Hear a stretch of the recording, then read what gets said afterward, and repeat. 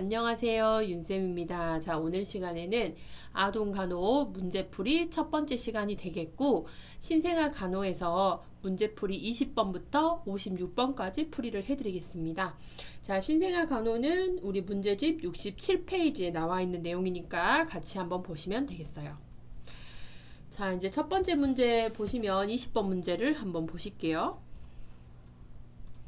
자, 20번 문제를 보시면은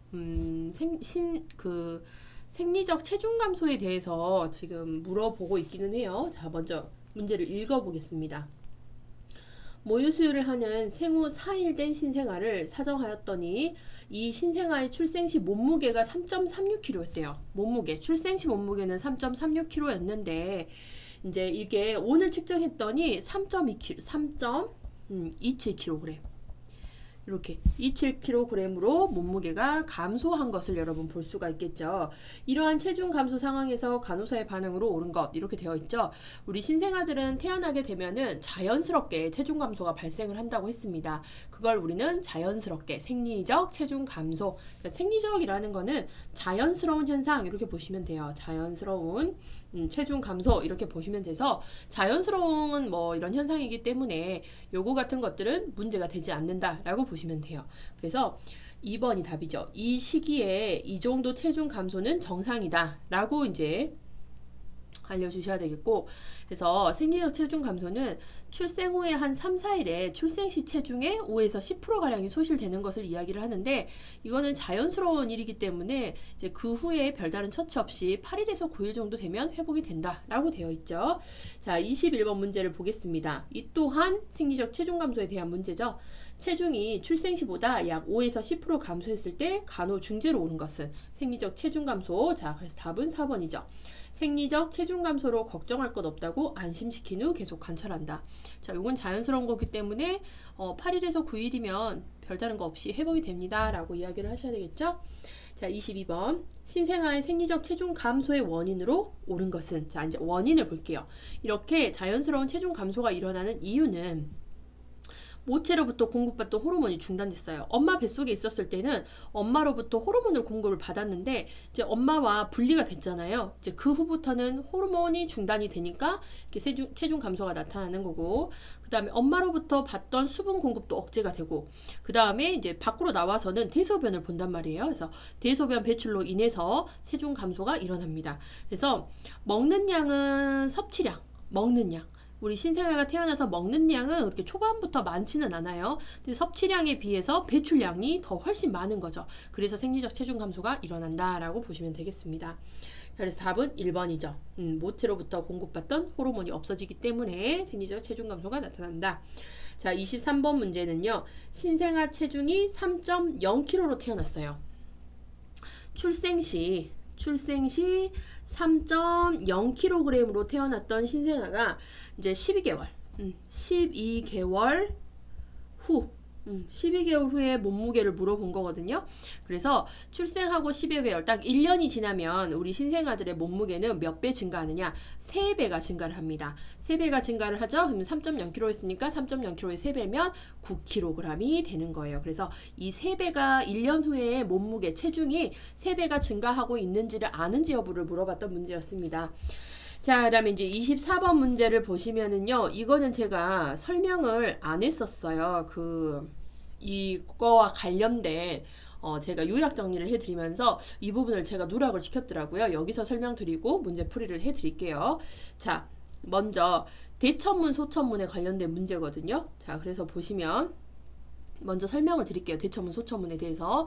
자, 우리 아기 머리 같은 경우 만져보신 적 있으실까요? 신생아 머리를 만져보면은 굉장히 머리가 딱딱하지 않고 말랑말랑해요. 그래서 아기 머리 만지기가 굉장히 조심스럽거든요.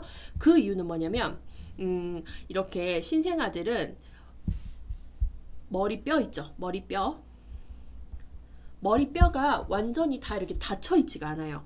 여기가 원래 다 이렇게 융합이 돼야 되거든요. 그래서 이제 성인들의 머리뼈 같은 경우는 이 뼈들이 다 융합이 돼서 딱딱하게 만져지지만, 우리 신생아 같은 경우는 이 뼈, 여기 지금 뼈 보시면 이 사이에 공간 보이시죠? 이런 뼈가 다 융합이 되지 않는 상태로 덜 다친 상태라고 보시면 돼요. 덜 다친 상태로 나오게 돼요. 그래서 이제 자라는 동안 이게 융합이 되는 거거든요. 얘가 퍼즐 맞추듯이 융합이 되면서 이 중간에 있었던 이런 공간들이 없어져요. 자, 먼저 대천문이 무엇인지 볼게요. 대천문이라고 하는 거는 양축 두정골과 전두골 사이에 있고, 그래서 대천문은 여기를 얘기를 하는 거예요. 여기. 대천문. 큰 문을 얘기해요. 큰 대자 써서 대천문이라고 얘기를 하는데, 양측의 두정골과 그 다음에 전두골 사이, 두정골과 전두골 사이에 있는 요 구멍, 이 구멍이 대천문입니다. 뭐 구멍이 뻥 뚫린 건 아니에요. 그래서 이 공간을 대천문. 그래서 모양이 어떻게 돼 있죠? 다이아몬드 모양이에요. 그래서 다이아몬드형으로 이제 이거는 결론적으로는 닫혀져야 돼요. 자, 이게 닫히는 시기가 중요합니다. 그래서 대변 가리기 시기와 비슷한 시기인 12에서 18개월에 폐쇄가 된다라고 되어 있어요. 그래서 대천문은 다이아몬드 모양이고요. 여기 우리 앞에 이마, 그 다음에 옆에, 여기 보시면 여기 앞에와 옆 이렇게 요거는 위에서 본 모양이고 이것은 이제 옆에서 본 모양이죠.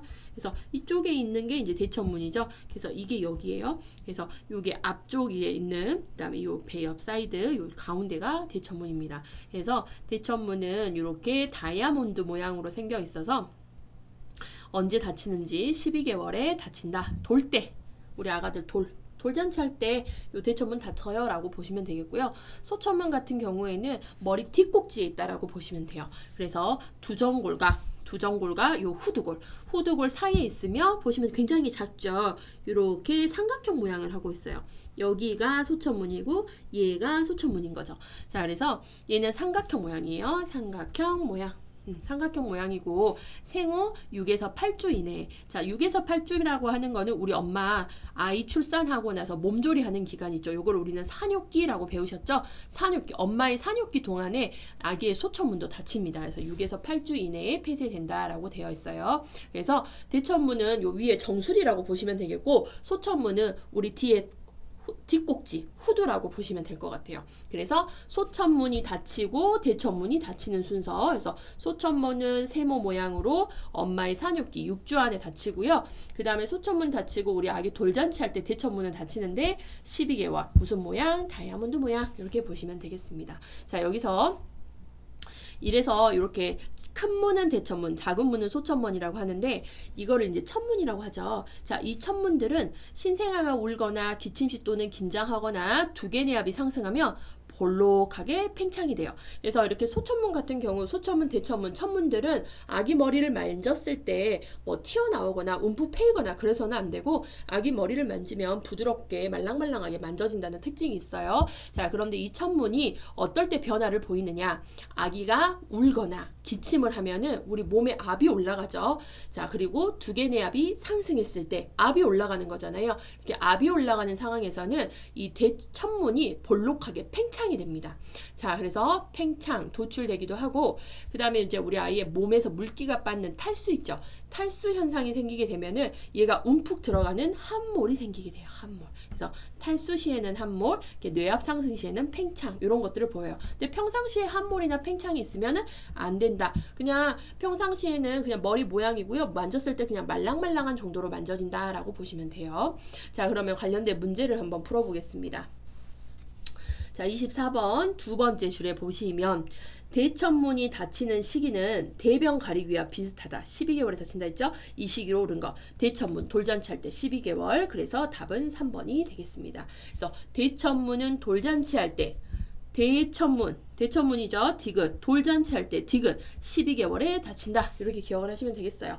자, 그 다음에 25번 볼게요. 생후 2주가 지난 신생아의 천문에 대한 설명 중 정상아에게서 보이는 소견으로 옳은 것은 이렇게 되어 있습니다. 자, 생후 2주가 지난 신생아면은 어떤 천문은 닫혔겠죠? 생후 2주니까 생후 2주죠. 생후 2주가 지난 신생아 천문이니까 닫힌 천문은 없겠네요. 소천문, 대천문이니까 죄송해요. 자, 우선 볼게요. 천문에 대한 설명. 그냥 물어보고자 하는 거는 천문에 대해서 알고 있느냐를 물어보는 거고, 2주에 포커스 잡지 마세요. 자, 1번. 기침을 하거나 울 때 일시적으로 팽창될 수 있다. 그쵸? 기침을 하거나 울게 되면은 압이 상승이 되니까 볼록하게 팽창이 된다. 답은 1번이겠고, 자, 소천문은 볼록하게 만져져서 삼각형 모양이다. 소천문 삼각형 모양은 맞아요. 그쵸? 소천문 삼각형 모양은 맞는데 보통 볼록하게 만져지는 거는 뭘 의미한다 했죠? 압이 올라갔을 때였어요. 그러니까 이렇게 볼록하게 만져져서는 안 돼요. 그 다음에 대천문은 함몰되어 있으면 마른 목골이다 라고 되어 있는데, 대천문, 소천문 둘 다 함몰이나 팽창이 되어 있으면 안 되고요. 그냥 볼록하거나 함몰되면 안 되고 부드럽게 만져지는 정도예요. 그다음에 4번에 보시면 대천문은 부드럽고 볼록하게 만져진다 라고 되어 있는데, 볼록하거나 함몰되거나 팽창돼서 만져지시면 안 돼요. 뭐 이상이 있다는 뜻이다 라고 보시면 되겠고, 5번 봉합선이 만나는 부위로 단단하다 라고 되어 있어요. 이게 다 봉합선이거든요. 봉합선이 만나는 부위고 이 부위는 단단한 게 아니라 부드럽게 만져집니다. 그래서 천문은 부드럽게 만져지고 팽창이라든지 그다음에 아까 제가 말씀드린 함몰 자체는 평상시에 있으면은 안 돼요. 관찰돼서는 안 되겠죠. 자, 답은 1번이 되겠습니다. 자, 그다음에 26번 문제 보겠습니다. 신생아의 활력징후 측정 시 일반적인 순서로 옳은 것은? 자, 우리 신생아 활력징후는 성인의 활력징후와 좀 다르다고 했어요. 그리고 활력징후 측정하는 순서도 좀 달랐습니다. 그래서 우리 신생아는 가장 먼저 호흡이 제일 중요해요. 그래서 호흡, R이죠. 자, 호흡을 측정을 하고요. 그 다음에 맥박, P, 그 다음에 체온, T. 그래서 순서는 RPT 순으로 이렇게 순서로 측정을 한다라고 보시면 돼요. RPT 순이에요. Respiration, Pulse, Temperature 이렇게 보시면 되겠습니다. 답은 2번. 자, 그 다음에 27번 볼게요. 소아병동에 입원 중인 신생아의 활력징후를 체크하던 중 맥박이 140회. 그러니까 여러분 이거는 우리 신생아의 활력징후의 기준점을 알고 계셔야 풀 수 있는 문제겠죠. 맥박은 140회, 호흡은 32회였어요. 자, 그래서 맥박은 120에서 140회가 정상이고 호흡은 30에서 60회가 정상입니다. 그러면 140회면은 딱 마지노선에 걸렸고 여기도 32회예요. 그럼 크게 문제가 될 건 없죠. 정상인 거예요. 그래서 답은 3번이죠. 정상이므로 그대로 둔다. 그래서 이 활력징후의 성인의 활력징후, 크게 활력징후가 이제 우리 성인의 활력징후 정상 범위, 그 다음에 신생아의 활력징후 정상 범위, 이렇게 두 범위는 꼭 반드시 여러분 알고 계셔야 됩니다. 자, 그다음에 28번. 생후 3일 된 아기의 맥박이 145회. 145회면 정상 그 수치보다 살짝 올라갔네요. 살짝 올라갔죠? 그 다음에 호흡은 55회. 호흡은 크게 문제는 없지만 그래도 조금 높기는 하죠. 자, 이렇게 55분으로 가장 먼저 해야 할 것으로 옳은 것은 이렇게 되어 있어요. 특히 호흡에 대해서는 크게 문제가 없는 것 같고 맥박이 살짝 올라가기는 했거든요. 그런데 우리 신생아의 그 활력징후의 특징이 뭐냐면 아가들 같은 경우는 내외적인 요소를 굉장히 잘 받아요. 그래서 이 활력징후의 변화가 정말 심하게 나타나거든요. 그래서 특히 여기 보시면 호흡 유지에 가장 유의해야 된다라고 되어 있겠고, 자, 이런 활력징후가 상한치에서 벗어나 있을 때 가장 먼저 흥분이나 울고 난 후가 아닌지 확인하고 흥분이나 울고 난 후 상태라면 정상이므로 그대로 둔다라고 했어요.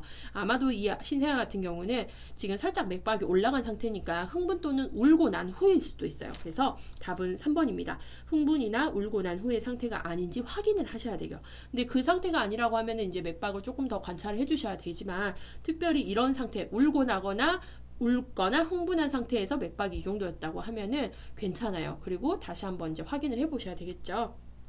그래서 이렇게 호흡 맥박은 흥분, 울음 후 상태에서 정상 범위에서 약간 상한치가 보일 수가 있다라고 보시면 되겠습니다. 그래서 울었는지 흥분했던 상태인지 그런 상태들은 미리 확인을 해주셔야 돼요.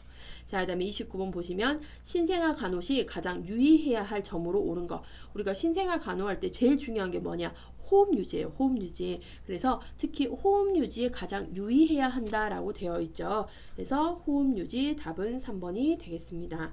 자, 그 다음에 30번에 보시면 신생아의 활력징후로 옳은 것은, 자, 호흡을 볼게요. 신생아의 호흡은 흉식호흡이 아니라 여러분 복식호흡.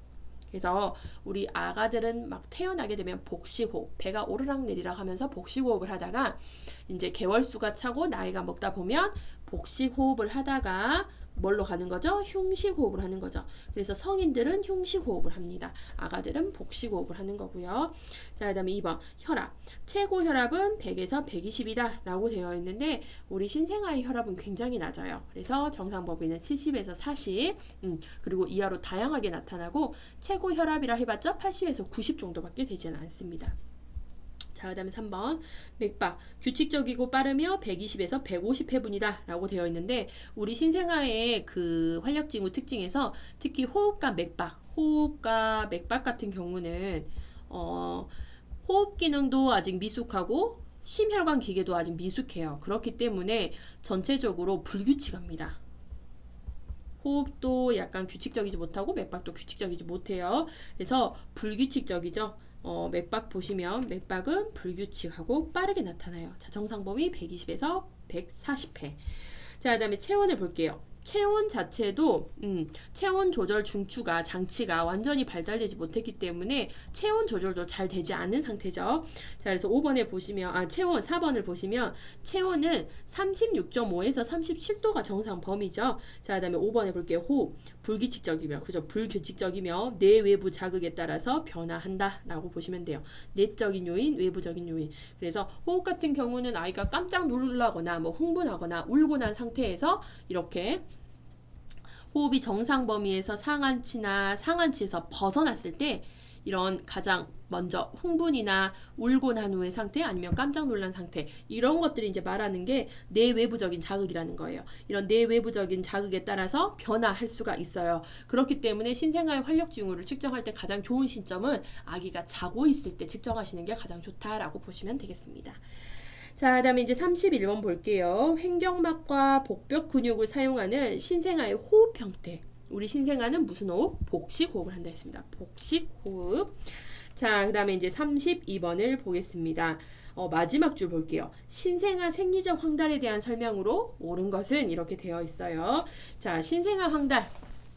신생아가 황달이 보인다고 했죠. 신생아가 황달이 생기는 이유는 이것도 생리적 황달이라고 했거든요.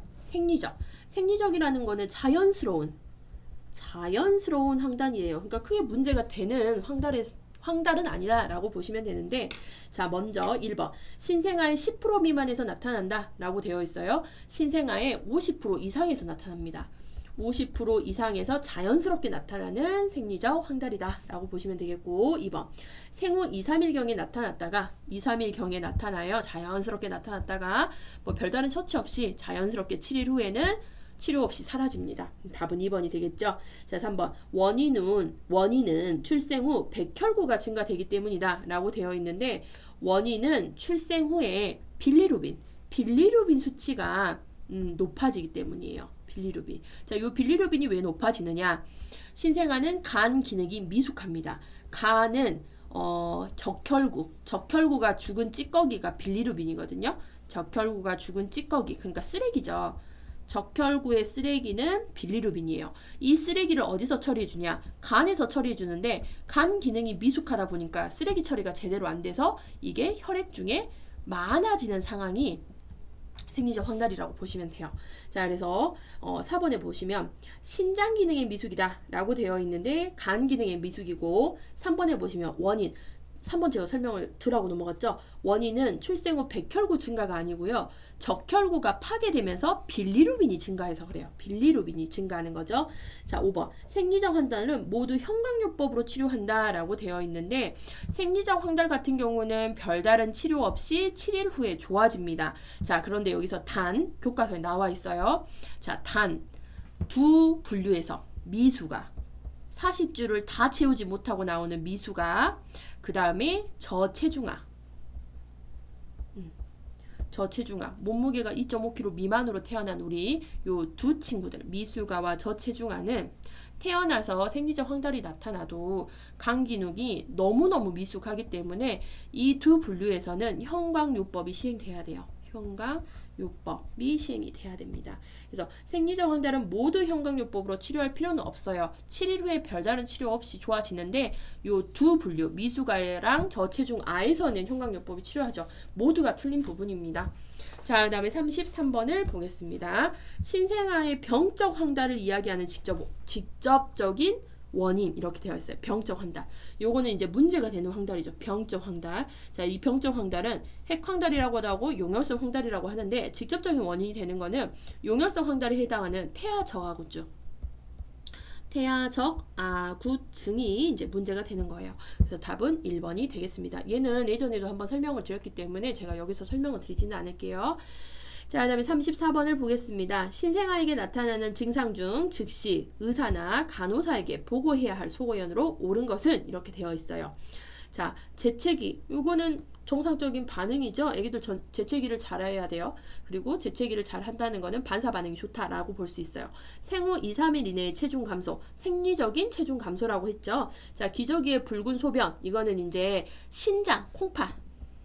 신장 기능이 미숙하다 보니까 뭐 요산이라든지 이런 것들을 처리를 제대로 못하면서 일시적으로 기저귀에 핑크색 소변, 붉은색 소변을 볼 수도 있어요. 자, 그 다음에 4번 생후 24시간 내의 황달. 이건 문제인 거죠. 답은 4번이에요. 자, 그래서 우리가 병적인 황달이라고 하는 거는요. 이 황달은 생리적 황달과 달리 출생 24시간 내에 시작이 됩니다. 이거는 병이에요. 이건 문제가 되는 거거든요. 24시간을 기준으로 해서 요거 기억하셔야 돼요. 24시간 이내에 시작되는 것으로 위험한 증상이에요. 신생아에게 뇌에 문제가 생길 수 있어요. 뇌에도 문제가 생길 수 있으므로 즉시 의사에게 우리 간호조무사 선생님들 보고하셔야 되겠죠. 답은 4번. 그 다음에 태변 배설 정상적인 거죠. 태변. 자, 그 다음에 35번을 보겠습니다. 오전 8시에 태어난 김씨의 아이가 오후 4시경 얼굴부터 시작되는 황달이 나타났다. 이것은 무엇을 이야기하나? 8시에 태어났는데 오후 4시경에 얼굴부터 황달이 나타났대요. 24시간 이내에 시작된 뭐죠? 우리가 병적 황달, 핵황달, 용혈성 황달. 그래서 답은 3번이 되겠습니다. 자, 36번. 신생아 황달 증상이 몇 시간 이내에 나타나면 의사에게 알려야 되냐? 기준점 24시간. 자, 그래서 답은 1번. 자, 37번 보겠습니다. 두 번째 줄 볼게요. 황달 치료를 하기 위해서 광선요법을 받고 있는 환아에게 제공할 수 있는 간호. 그래서 우리가 광선요법을 할 때 이 간호도 중요하다고 이야기를 드렸어요. 자, 1번 피부 보호를 위해서 옷을 입힌다라고 되었는데 옷은 벗겨주셔야 돼요. 옷을 벗기고 광선을 몸에 골고루 쪼일 수 있게 해주셔야 되겠어요. 딱 요렇게 기저귀만 채워서. 자, 그 다음에 2번 보육기의 온도는 평상시보다 높게 해준다 라고 되어 있는데 이 보육기의 안의 온도는 적절하게 유지한다 라고 보시면 돼요. 너무 높아도 안 되고 너무 낮아도 안 돼요. 자, 그 다음에 3번 눈의 보호를 위해서 안대. 지금 아가 여기 안대 하고 있는 거 보이시죠? 그래서 눈의 손상을 방지하기 위해 안대를 착용을 합니다. 자, 답은 3번이에요. 자, 4번. 상지만 노출시켜 빛을 쪼이게 한다. 상지, 하지 다 노출시켰는데 생식기 부위만 가렸어요. 생식기 부위는 가리고 나머지는 옷을 벗기고 광선을 세게 해주셔야 되겠죠? 5번. 얼음 주머니를 데워준다 라고 되어 있는데 지금 아기가 기저귀만 차고 옷을 탈의한 상태에서 빛을 쬐고 있어요. 이 상태에서는 아기 체온이 너무 올라가도 문제가 되는 거고요. 아기 체온이 너무 떨어져도 문제가 되기 때문에 아기의 체온 상태를 면밀하게 관찰을 해주셔야 돼요. 그런데 5번은 얼음물 주머니를 데워준대요. 이렇게 돼버리면 아기 체온이 급격하게 떨어지면서 오한이 나거나 감기가 걸릴 수가 있겠죠. 5번은 절대 안 되세요. 자, 38번. 황달 환아에게 강선요법을 할 경우 주의점으로 옳은 것은 이렇게 되어 있어요. 자, 1번. 옷을 여러 겹 입힌 후 쪼인다? 옷 여러 겹이 아니고 옷을 벗기죠. 어디 가려요? 생식기 가려줍니다. 자, 2번. 수분 보충을 시키고 눈을 가려준다. 지금 빛을 쬐고 있는 상황에서 몸에 있는 수분을 빼앗길 수가 있거든요. 탈수. 그래서 탈수 증상을 관찰해야 돼요. 빛을 쪼이고 있는 상황에서 이 빛이 쬐게 되게 되면 몸에 있는 수분이 증발을 할 수도 있어요. 그렇게 되면 우리 아가가 탈수 증상이 나타날 수 있기 때문에 수분 보충 충분하게 해주시고 오한이 나지 않도록 또 해주시는 간호가 필요하죠. 그래서 답은 2번이 되겠습니다. 수분 보충 주고 눈을 가려준다. 자, 그 다음에 3번. 한 가지 체위로 고정한다. 우리 신생아들은 체위를 바꿔주지 못하면 스스로 체위 변경을 할 수가 없어요. 그런데 이때는 광선요법을 할 때는 체위를 골고루 변경을 해주셔서 온몸 곳곳에 이 광선을 쪼일 수 있게 해주셔야 되거든요. 그래서 체위 변경을 수시로 해주셔야 되겠죠. 자주 해준다. 그 다음에 4번. 수분 섭취를 일시적으로 제한이 아니라 충분하게 수분 보충해 주셔야 되겠고 5번. 수유 시에도 광선요법을 계속한다 라고 되어 있는데 수유를 할 때는 광선요법을 중단하셔도 무방합니다. 그래서 수유를 할 때는 광선요법 중단하셨다가 수유 끝나고 다시 광선요법 시행을 하시면 되겠죠. 자, 그다음에 39번을 보겠습니다. 39번은 자, 태어난 지 3일 된 신생아가 신생아의 산모가 산부인과에 전화를 하여 아기의 태변이 암녹색이래요. 끈적끈적하다고 걱정하고 있어요. 이때 간호조무사의 반응 이렇게 되어 있거든요. 태어난 지 3일 된 신생아 처음 보는 변 태변을 배설을 한 거예요. 그래서 이 태변이라고 하는 거는 출생 후 24시간 내에 처음 보는 변이고 한 3일 정도 지속이 됩니다. 특징이 끈적끈적해요. 끈끈하고 그 다음에 암녹색이에요. 암녹색이면 냄새가 없는 태변을 봐요. 이거는 정상적인 과정입니다. 자, 그래서 답은 2번. 생리적 현상, 자연스러운 현상이며 생후 3일에서 4일에 없어진다고 설명을 한다. 답은 2번입니다. 자, 그다음에 40번. 출생 24시간 이내에 신생아가 배설하는 것으로 끈적끈적하고 냄새가 없는 암녹색의 변. 뭐였죠? 태변. 태어나서 처음 보는 변, 태변 이렇게 기억하시면 되겠고 41번.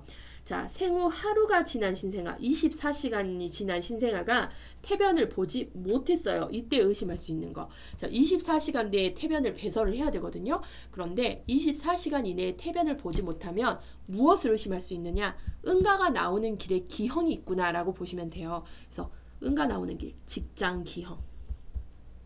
그 다음에 응가가 나오는 똥구, 항문 기형. 그래서 학문, 직장, 기형을 의심을 해볼 수가 있습니다. 답은 2번이 되겠고 자 42번. 신생아는 태변을 다 본 후에 이행변을 보게 되는데 신생아에게 이행변이 나타나는 시기로 옳은 것은 이렇게 되어 있거든요. 답은 생후 4일에서 14일이에요. 그래서 이행변은 태변은 태어나서 3일 정도까지 본다겠죠. 이렇게 태변을 다 본 후에 4일에서 14일 사이에 이제 색깔이 변해요. 녹황색의 변을 보고 그 다음에 이제 아가가 먹는 거에 따라서 색깔이 이게 변의 색깔이 변하거든요.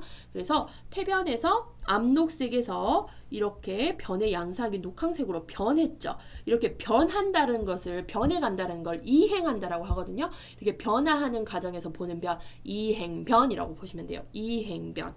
그래서 답은 우리가 4번이 돼요. 생후 4일에서 14일 사이에 녹황색 변을 보는 거 이행변이 되겠습니다. 자, 그 다음에 이제 43번을 볼게요. 제가 43번도 요약 정리해서 설명을 안 해드렸더라고요. 탈수열에 대한 건데요. 먼저 탈수열을 좀 설명을 드릴게요. 자, 분만 2에서 4일 사이에 신생아에게 발생하는 것이고 열이 약 40도 정도 올라요. 분만하고 한 2, 4일 된 신생아는 열이 40도까지 오를 수는 있지만 이거는 수분만 다량 공급하면 다시 정상으로 돌아오는 걸 탈수열이라고 이야기를 해요.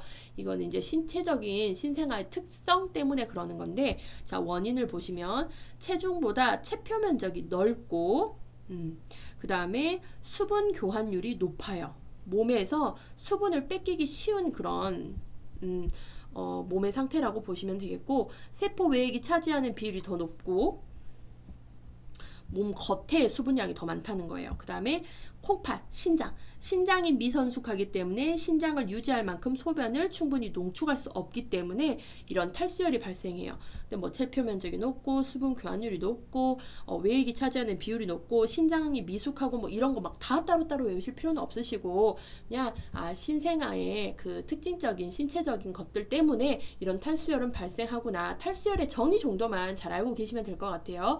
자, 그래서 탈수열의 가장 흔한 원인 요것만 좀 기억하자고요. 탈수열의 가장 흔한 원인은 섭취량이 배설량보다 적기 때문에 그렇잖아요. 우리 신생아 같은 경우는 태어나자마자 막 그렇게 막 와구와구 먹지는 못해요. 처음부터 먹는 양이 굉장히 많지는 못하거든요. 그러니까 섭취량은 그렇게 많지 않아요. 적은 데에 비해서 배설량, 소변과 대변 보는 횟수는 많아요. 그렇기 때문에 몸에서 일시적으로 수분이 빠지면서 몸의 체온이 올라가는 탈수열이 발생을 할 수도 있다라고 보시면 되겠습니다. 자, 그럼 43번의 문제를 한번 봐볼게요. 신생아에는 특이한 질환 없이 38에서 39도의 고열을 보이는데 탈수열의 요인으로 옳은 것은 이렇게 되어 있어요. 자, 1번 섭취량이 배설량보다 적기 때문에 그쵸? 답은 1번이 되겠습니다. 섭취량, 먹는 양이 배설량보다 적기 때문이다 라고 보시면 되겠어요. 자, 그 다음에 44번 4번. 신생아의 탈수열에 대한 설명으로 옳은 것은 이렇게 되어 있어요. 탈수열. 자, 1번. 사지는 차갑고 몸통에만 열이 난다 라고 되어 있는데 그냥 전체적으로 열이 40도 이상 오르는 걸 얘기를 하겠습니다. 2번. 분만 2일에서 4일 사이에 발생한다. 답은 2번이죠. 분만 2일에서 4일 사이에 발생을 하는 거고요. 그 다음에 3번. 출생 후 수분 섭취가 지나치게 과다할 때 발생하는 이유는 뭐죠? 섭취량이 적어지기 때문이에요. 수분 섭취를 많이 못해서 그렇게 발생을 합니다.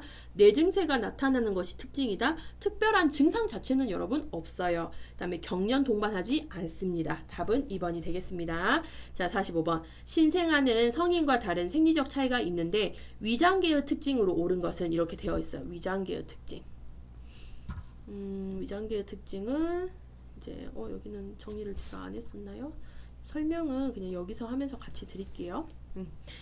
위장계의 특징이 특별히 소화기계 여기 있네요. 자, 그래서 보시면 신생아는 위 분문 관략근이 잘 발달되어 있지 않아서 토한다. 잘 토한다. 맞죠? 분문 관략근이 미숙해서 토하기 쉬우므로 꼭 수유 후에는 트림을 시켜주셔야 돼요. 그래서 이렇게 식도가 있고 위가 이렇게 있으며 이 식도와 위를 연결하는 중간 부위에 관략근이 있어요. 그래서 음식이 들어오면 이 관략근이 딱 닫혀지거든요. 그런데 이 관략근을 뭐라 하느냐? 분문 관략근이라고 하죠. 그런데 신생아들은 모든 기능이 미숙하다고 했잖아요. 이 분문의 기능도 굉장히 미숙해서 음식물이 들어와도 이게 꼭 닫혀지지가 않는 거예요. 꽉 조여지지가 않고 느슨하게 닫혀지죠. 그렇기 때문에 먹었던 것이 막 역류할 수가 있어요. 그래서 토를 하기 쉬운 상황이고 이걸 예방하기 위해서는 수유 후에 꼭 트림을 억지로 시켜주셔야 된다는 거 있습니다. 그래서 답은 1번이 되겠습니다. 자, 그다음에 2번에 보시면 생후 2일부터 영양에 따라 정상적인 변을 본다라고 되어 있는데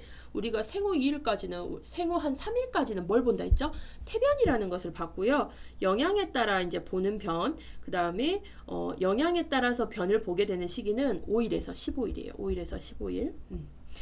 자, 그 다음에 3번에 보시면 출생 후 제대 절단면은 줄어들고 변색은 3에서 5일, 변색하며 3에서 5일 사이에 떨어진다라고 되어 있는데 우리 배꼽 떨어진다라는 말 들어보셨죠? 이 제대가 떨어지는 날은 7일이에요. 일주일. 7일. 그래서 정확하게 하면 6일에서 10일 사이인데 딱 요거 일주일로 좀 기억하시면 돼요. 7일.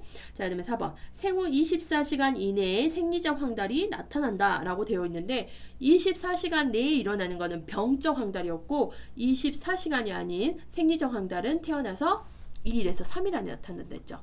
그래서 여기 보시면 생리적 환달은 출생 후 2, 3일경에 나타나는 거, 그 다음에 병적 환달은 24시간 이내에 나타나는 거, 요거 구분하셔야 돼요. 자, 그 다음에 5번. 생후 2일이 지나서 첫 소변을 본다라고 되어 있는데 소변이라고 하는 거는 출생 직후에 소변을 봅니다. 출생 직후. 소변은 출생 직후에 봐야 돼요. 그런데 아이가 태어나가지고 24시간 이내에 소변을 배출하지 못한다. 어떤 걸 의미하냐? 탈수가 현재 굉장히 심하다라는 것을 의미를 합니다. 자, 그 다음에 46번을 보겠습니다. 신생아가 성인에 비해서 탈수가 잘 발생하는 이유는 탈수열 발생한다고 했죠. 이렇게 탈수열이 발생할 수 있는 이유는 신체적인 특성 때문에 그랬는데 자, 1번. 체중에 비해 대사율이 낮은 게 아니고 높습니다. 높아요. 체중에 비해 대사율이 높아요. 수분 교환율이 높다고 했죠. 자, 2번. 소변을 충분히 농축할 수 없어요. 신장 기능이 미숙하기 때문에 답은 2번이 되겠습니다. 자, 그다음에 3번. 체중당 차지하는 총 수분량이 적다가 아니 많고요. 4번. 수분 교환율이 낮은 게 아니고 높습니다. 5번. 세포 외액의 비율이 낮다가 아닌 높다죠. 그래서 답은 2번이 되겠어요. 자, 그다음에 47번을 보겠습니다. 자, 입가에 손가락이나 젖병이 닿을 때 고개를 돌려서 빨려고 하는 신생아의 반사행동.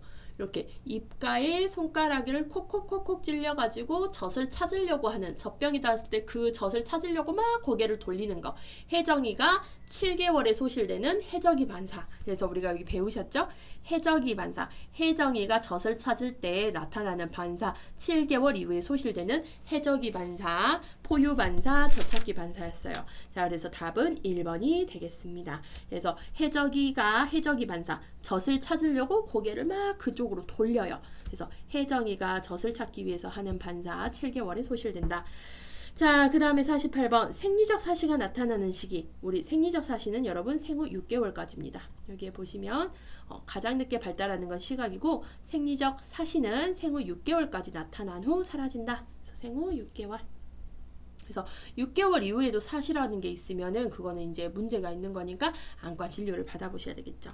자, 49번. 신생아의 모로 반사가 미약하거나 또는 소실되었을 때 나타날 수 있는 거. 모로 반사는 뭐죠, 여러분? 깜짝 놀랐을 때 애가 손을 활짝 폈다가 다시 구부리는 거를 모로 반사라고 했어요. 그래서 팔이 이렇게 벌려졌다가 다시 이렇게 모아지는 것을 모로 반사라고 했었거든요. 자, 이 모로 반사가 약해요. 미약하거나 아예 없다라는 것은 어떤 문제가 있느냐? 뇌손상이나 쇄골골절 시 모로 반사가 없거든요. 답은 1번이 되겠어요. 뇌손상, 신경계에 문제가 있다라고 보시면 되겠고, 모로 반사 언제 소실된다? 3개월에 소실됩니다. 하나, 둘, 셋, 3개월에 소실된다. 자, 그 다음에 50번. 신생아의 파악 반사는 5개월 이후에 소실되는데 가장 강한 시기. 우리가 쥐파기 반사 막 이런 식으로 기억하자 했죠. 쥐파기 반사. 자, 움켜 쥐파기 반사. 쥐파기 반사. 쥐파기 반사. 쥐는 거, 쥐어서 파악하는 반사예요. 그래서 아이들은 손에 어떤 물건을 대주면 그걸 다 움켜쥐으려고 하거든요. 그래서 이거는 5개월에 손실되는데 여러분 손가락 5개 쫙 펴보세요. 5개월에서 자, 손가락 2개 접어요. 2. 그 다음에 나머지 손가락 3 접으세요. 3. 그렇죠. 그래서 이 파악 반사라고 하는 거는 가장 이제 5개월 이후에 소실이 되는데 아까 손가락 2개 접고 3개 접었죠. 그래서 생후 2, 3개월에 가장 강합니다. 2, 3개월에 가장 강하고 언제 소실된다? 이 접었던 손가락 다 피면 몇 개월이에요? 5개월. 5개월에 가장 강하다. 이렇게 기억을 하시면 돼요. 자, 그 다음에 51번. 발바닥에서 볼 수 있는 반사 중 가장 늦게 소실되는 신경반사. 발바닥. 가장 늦게 12개월에 말빈스키 반사라고 했어요. 발바닥을 자극하면 발가락을 쫙 펴는 반사. 그래서 요거는 가장 늦게 소실이 되는 거. 말빈스키 반사 12개월이었어요. 답은 2번이 되겠습니다. 자, 52번. 출생 시 가장 강하게 발달된 감각이라고 되었거든요. 그래서 우리가 출생에서 감각을 보시면 특히 촉각, 출생 시 가장 발달된 감각으로 입술, 혀, 귀, 이마, 얼굴에 분포된 이 감각 기관이 제일 예민합니다. 그래서 답은 요 촉각이죠. 1번. 자, 그 다음에 53번 볼게요. 신생아에서 가장 늦게 발달되는 감각, 가장 늦게 되는 거는 시각이었어요. 시각. 자, 그래서 답은 2번이 되겠습니다. 자, 그 다음에 긴장성 반사. 우리 긴장성 반사, 긴장성 경반사라고 해서 아기가 고개를 돌리는 쪽으로 한쪽 팔, 그쪽 팔은 이렇게 펴지고, 긴장성 반사는 아기가 얼굴을 이쪽으로 휙 돌렸어요. 그러면 이쪽 팔은 그 고개를 돌린 쪽 팔은 얘랑 같이 이렇게 펴지고, 이게 몸통이죠. 이렇게 몸통이면 이쪽 팔은 이렇게 펴지고, 그 다음에 요 반대쪽의 팔은 확 이렇게 꺾여지는, 저 다리도 이렇게 펴지고, 여기 다리도 확 이렇게 되는 걸 우리는 긴장성 반사, 긴장성 경반사라고 했었거든요. 그래서 답은 5번이죠. 머리를 왼쪽으로 돌리면 왼쪽 팔과 다리를 펴고 오른쪽 팔과 다리는 구부린다. 머리를 오른쪽으로 돌리면 또 그 반대 같은 상황이 되는 거죠. 자, 그래서 지금 머리를 이거는 오른쪽으로 휙 돌렸어요. 오른쪽으로 휙 돌렸더니 오른쪽으로 돌린 쪽에 팔과 다리는 쭉 펴지고, 그 다음에 왼쪽에 있는 팔은 어떻게 되겠죠? 슉 구부러지는. 그래서 요거는 4개월에 소실된다. 4개월 이후에 소실, 긴장성 경반사라고 했습니다. 답은 5번이 되겠죠? 자, 55번. 감각 발달에 대한 설명으로 옳은 것은 이렇게 되어 있어요. 자, 1번. 생후 2주 후에 소리에 반응한다 라고 되어 있는데, 소리에 대한 반응은 여러분 3에서 7일이에요. 3에서 7일. 자, 그 다음에 2번. 미각은 잘 발달되어 있으며 단 것을 좋아한다. 맞아요. 답은 2번이 되겠습니다. 자, 3번. 후각이 가장 늦게 발달한다 라고 되어 있는데, 가장 늦게 발달하는 건 뭐였죠, 여러분? 시각이었죠. 자, 4번. 양쪽 눈은 출생 시 협응이 잘 안 되며, 그래서 우리 아기의 눈이 이렇게 있잖아요. 협응이 된다는 거는 눈동자가 가운데로 이렇게 정렬이 되는 거예요. 딱 가운데로. 성인 눈 봐도 이렇게 눈동자, 검은 자가 가운데 딱 정렬이 되어 있지, 얘네가 하나는 이렇게 되어 있는데 한쪽 눈동자는 여기로 위로 올라가 있고 이렇게 되어 있진 않잖아요. 그래서 이렇게 되어 있는 상태가 협응이 잘 된다라고 하는데, 신생아는 시각 자체, 그러니까 눈의 이 협응 자체가 정렬이 잘 안 돼요. 초반에는 이런 식으로 될 수가 있어요. 이런 식. 한쪽은 또 이렇게 가 있을 수도 있겠고, 이 눈동자가 고정이 잘 되지 않는다라는 얘기예요. 양쪽 눈은 출생 시 협응이 잘 안 되며 3에서 4주 후 협응된다. 그러니까 검은 눈동자의 고정은 잘 안 돼요. 태어나자마자 잘 안 돼서 이 눈동자가 막 삐뚤삐뚤 돌아가는데 얘 같은 경우 자 언제부터 협응이 되냐면 1에서 2주 후에 협응이 됩니다. 자, 다음 5번. 손의 촉각이 제일 예민하다 라고 되어 있는데 어디 촉각이었죠? 이 얼굴 부위에 몰려있는 입술, 혀, 귀, 이마 등이 제일 예민했어요.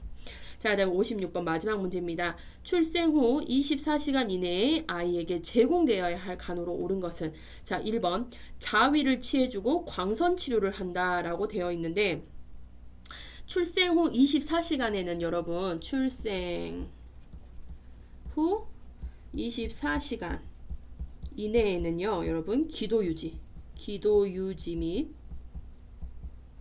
하시고 입에 있는 이물질 제거하셔야 돼요. 자 그러기 위해서는 우리 아기 머리를 낮춰 주셔야 되겠죠. 머리 낮추고 고개를 옆으로 하시면 기도 유지가 되겠죠. 자, 그 다음에 아이를 엎드려 눕힌다. 엎드려 눕히시면 안 돼요. 머리 낮추고 고개 옆으로 돌려주셔서 기도 유지를 해주셔야 되겠고 천문 폐쇄를 관찰한다 라고 되어 있는데 천문, 우리 대천문이라고 하는 거는 대천문과 소천문이 있었어요. 얘네는 문이 언제 닫혔죠? 이 문은 대천문은 돌 12개월 그쵸? 이때 다쳤고 소천문은 엄마가 몸조리하는 기간 6주에 다쳤어요. 그렇기 때문에 천문 폐쇄 관찰 여부 뭐 이런 것들은 관련이 없죠. 자 4번 태변 배출 유무 그쵸? 출생 후 24시간 안에 태변을 배출해야 돼요. 근데 24시간 안에 태변을 배출 못했다 라고 하는 거는 똥 나오는 길, 직장, 항문에 뭘 볼 수 있다? 기형을 의심해 볼 수 있다라고 했어요. 답은 4번이 되겠습니다. 자, 그다음 5번에 보시면 50도 물로 통묘 구경을 한다라고 되어 있는데 우리 아기들 목욕시킬 때 신생아 목욕시킬 때는요 40도 체온보다 살짝 높은 40도의 물로 통묘 구경을 시킵니다. 자, 그리고 또 하나 24시간 이내에 제공되어야 할 간호가 뭐가 있냐? 출생 후 24시간 이내에 기도 유지 및 이물질 제거하셔야 되겠고 태변을 쌌는지 여부 보셔야 되겠고 신생아 목욕할 때 40도 물의 온도에 맞춰서 목욕해 주시고요. 자, 그 다음에 이때 제대 절단하죠. 제대 절단, 탯줄 절단하잖아요. 그래서 이 탯줄 제대를 절단한 부위가 출혈이 있는지 여부도 24시간 안에 보셔야 될 간호에 해당이 된다라고 보시면 되겠습니다. 자, 그래서 오늘 문제풀이는 여기서 종료를 하겠습니다. 수고하셨습니다.